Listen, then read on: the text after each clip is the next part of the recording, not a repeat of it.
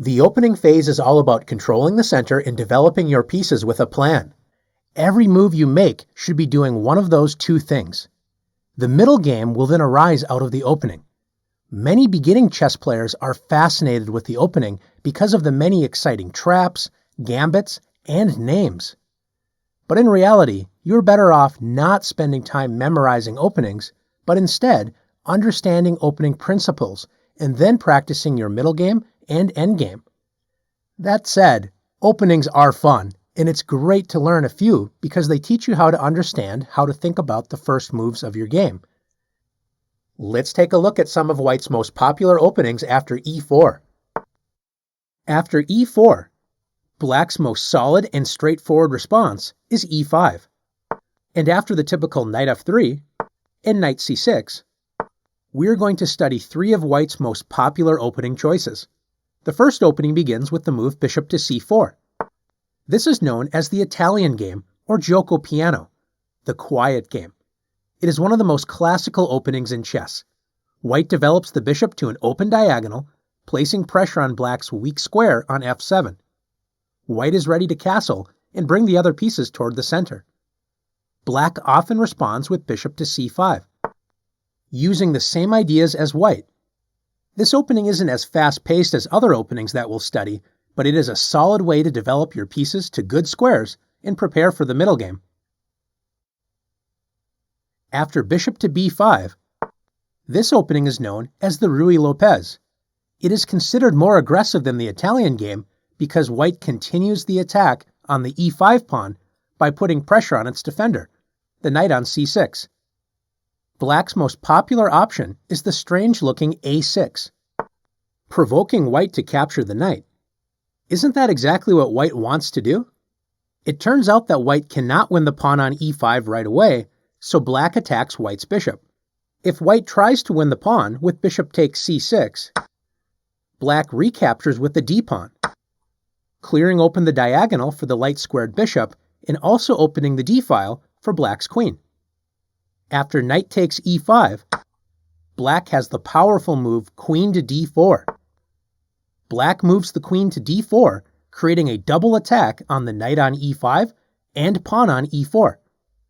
After White brings the knight to safety with knight f3, Black plays queen takes e4 check. Black now regains the pawn with a good game. Since taking Black's knight does not win a pawn, White usually plays bishop a4, keeping the pressure on the knight on c6, and if Black attacks the bishop again with b5, White plays bishop to b3, entering the active a2 to g8 diagonal, focusing on the weak f7 square. The last of the three common White openings begins after d4. White advances a second pawn into the center, placing pressure on Black's e5 pawn and opening up lines for the queen and dark-squared bishop. This opening is known as the Scotch opening. It is an aggressive opening that puts pressure on Black's center right from the beginning of the game. Black should capture the pawn immediately with e takes d4, but sometimes Black plays d6. This move allows White to open up the d-file with d takes e5. If Black captures with the knight first with knight takes e5, White opens up the d-file after knight takes e5, d takes e5, and now that the d-file is open, White can trade queens with queen takes d8 check. After king takes d8, Black's king loses the right to castle and is stuck in the middle of the board. After d takes e5, the d-file has once again opened and White trades queens with queen takes d8 check. Black has a tough choice to make. Black can either capture the queen with knight takes d8, giving up protection of the pawn on e5 and losing it after knight takes e5, or Black can play king takes d8, losing the right to castle. Black's king is stuck in the middle of the board and will become a target of attack on the open d-file. This is why Black should play e takes d4. And after White plays knight takes d4, both sides have a file that has been opened, the d-file for White and the e-file for Black. This means the game may open up quickly, where both sides will have attacking chances. After bishop to c5, black develops a piece and adds a second attacker on white's knight on d4. White plays bishop to e3, developing the bishop toward the center and adding a second defender to the d4 knight. Both sides will focus on completing development, castling, and will prepare for a sharp middle game fight. Now that you've learned some of white's most popular openings after e4, let's test your knowledge in the challenges.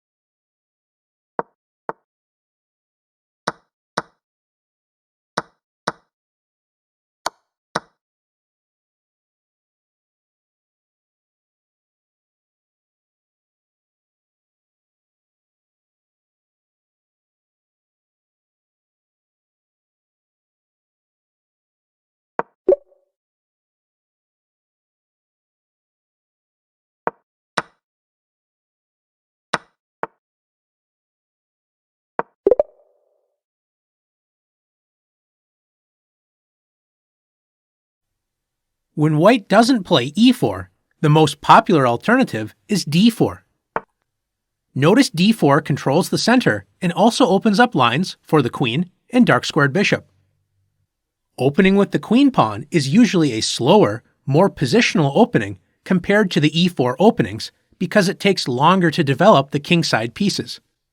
White is now ready to play e4, creating a powerful center, so black normally plays d5, gaining space in the center and preventing white from placing a second pawn in the center. Let's take a look at one of the most fundamental d4 openings. White's most popular move is c4, immediately attacking the d5 pawn. This is known as the queen's gambit.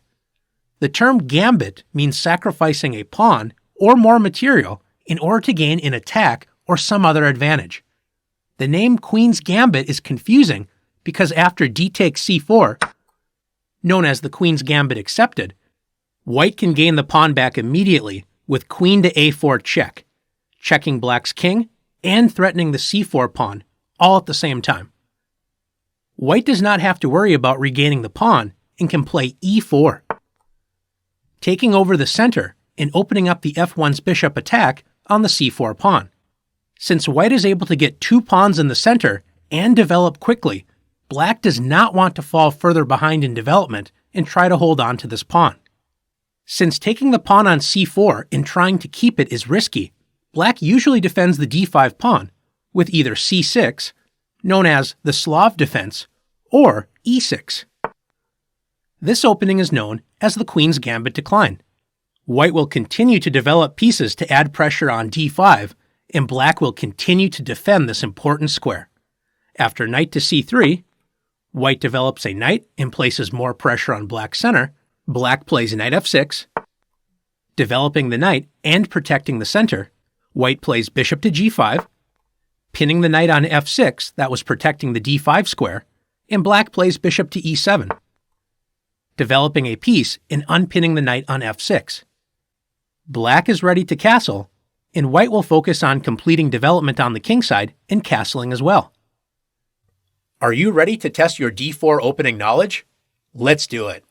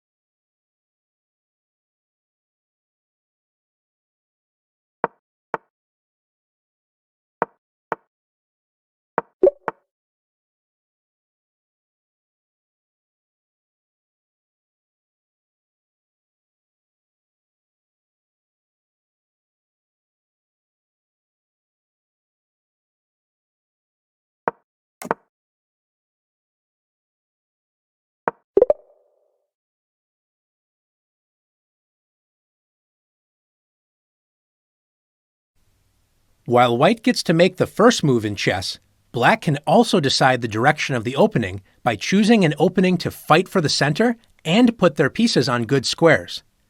Even though black moves second and is essentially a half step behind white, with good play, black can hope to equalize in the middle game or even gain the advantage. Let's take a look at some key openings for black. After e4, the first two openings we will look at for black focus on preventing white from easily placing another pawn in the center with d4. The most solid of these options is e5, gaining a fair share of space in the center for black and preparing to capture white's pawn if it moves to d4. After the typical knight f3, black has a few reasonable moves in this position. The most common is knight c6. Before looking at this move, let's consider some other options. One option is to play d6. This is known as the Philidor defense. The Philidor is a solid but passive opening. It is considered passive because d6 blocks black's dark-squared bishop from developing toward the center, so the bishop will not control many squares in the opponent's camp early in the game. For this reason, white often plays d4, gaining more space in the center and threatening black's pawn on e5. After e takes d4, knight takes d4, black would like to play bishop to c5 to put pressure on the knight on d4. Notice the pawn on d6 blocks the bishop from becoming active. Black will have less space to use for development, so black's position will be solid enough, but passive. Another opening choice for black is to play knight f6. This is known as the Petrov or Russian defense. Black counterattacks the e4 pawn instead of protecting e5. After knight takes e5, it's very important for black to play d6. If instead black plays knight takes e4, black is in serious trouble after queen e2. White attacks the knight with the queen. If black tries to defend the knight, say with d5, white will simply attack the knight with d3 and force it to move. If the knight moves right away, say knight f6, white can win black's queen with the nice tactic knight to c6, discovering the queen's check on the king, and also notice the knight threatens to take the queen. Black is going to lose a queen in this position. This is why it is important for black to immediately play d6, attacking white's knight, and after the knight retreats to f3, now black can play knight takes e4. Black plans on playing d5, developing the dark-squared bishop, and castling. Notice if white tries to cause the same issues with queen e2, black can simply play queen e7, unpinning the knight so the knight can safely retreat without losing any material. Let's return to the position after knight to c6. This is black's most popular option, protecting the e5 pawn and developing a piece toward the center. After bishop to c4, the Italian game, black has two main options, bishop to c5 or knight to f6. After knight to f6, white is able to play the aggressive and very dangerous move knight to g5, joining the bishop's attack on f7. As you are starting out, it's best to avoid these complications, where one misstep can lose the game for black. This is why we recommend bishop to c5. Notice that knight g5 is not possible in this position because the queen on d8 protects the g5 square. And after castles and knight f6, black is ready to castle on the next move with a solid position. The other popular opening to put pressure on d4 is the move c5. This is known as the Sicilian defense. Black does not worry about putting a pawn directly in the center to control equal space, but wants to set up an imbalance in the pawn structure right from move 1. White typically plays knight to f3. And after knight to c6, white usually opens up lines with d4. This is known as the open Sicilian. Black does not allow white to keep two pawns in the center and plays c takes d4. Black captures a center pawn, d4, with a wing pawn, c5.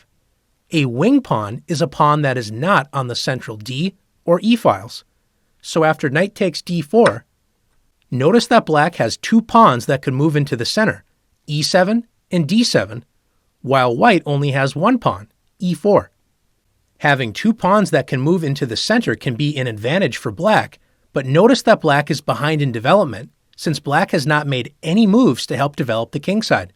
This means that white will usually get to develop pieces to more active squares faster than black can, so white often gets an early attack. The Sicilian is a fighting opening where both sides often get to attack each other in tactically sharp positions. After exploring black's most common defenses to e4, let's go to the challenges.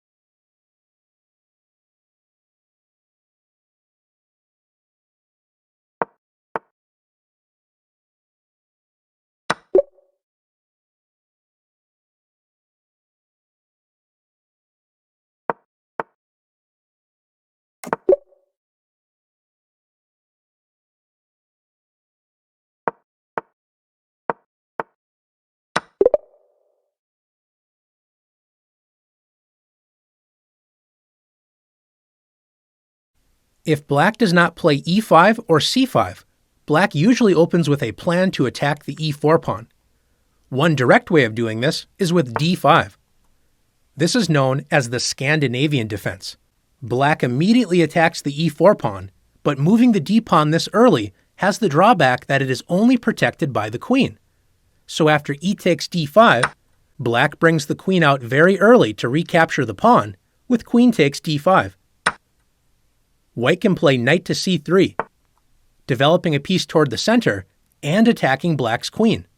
Black loses time moving the queen to safety, so bringing the queen out early in the opening is usually not a great idea.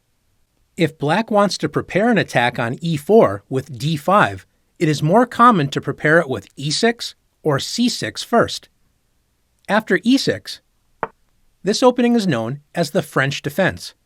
Black prepares to play d5 on the very next turn. After d4, white enjoys having two pawns in the center, but black quickly attacks white's center with d5. If white captures black's pawn on d5, black is ready to recapture with the e6 pawn. Since the trade doesn't improve white's position, a more common move for white is to play e5, moving the pawn to safety and taking space in black's territory. The drawback of playing e6 is that it blocks in the light-squared bishop on c8, so finding a good place for that bishop is black's biggest challenge. In the French, black allows white a central space advantage and then counterattacks the center with c5. The opening battle will focus on white trying to keep a space advantage and black trying to attack and destroy it. A similar opening to the French defense is played after c6. This is known as the Caro-Kann defense. After d4, like the French defense, black attacks the center in the Caro-Kann with d5. After the common e5, black plays bishop to f5. Unlike the French defense, in the Caro-Kann, black develops the light-squared bishop toward the center before playing e6. Black enjoys a solid game, but it is a slower opening strategy as black has not made any moves to help with kingside development. Now that you've learned the ideas behind attacking the e4 pawn in the French and Caro-Kann defenses, let's put your knowledge to the test.